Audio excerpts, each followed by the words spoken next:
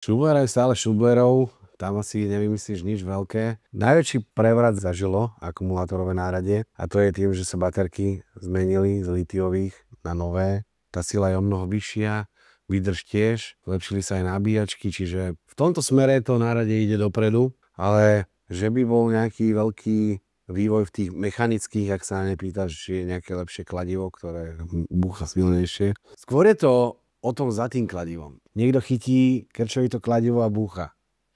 Ale pritom najväčšia váha je na konci, stačí jemne držať kladivo a on si tú ránu spraví tým, že švihneš. Takisto netreba tlačiť kotúčom, nebude rezať rýchlejšie. Skôr ho zničiť skôr, ale rezať silnejšie nebude. To isté vrtáky, čiže keď viacej tlačíš, v určitých prípadoch v iných materiáloch áno, prerazíš to skôr. Ale treba správne používať to náradie a vtedy všetko funguje. To veľa ľudí nevie, že si dokážu napríklad rezný olej dať, keď režú železo alebo podobné veci a vrták im vydrží 5-násobne, 10-násobne dlhšie, efektívnejšie reže, lebo keď sa neprehrieva, tak reže lepšie. To sú všetky také veci, ktoré ľudia neovládajú a iba si tým komplikujú tú prácu s tým náradím.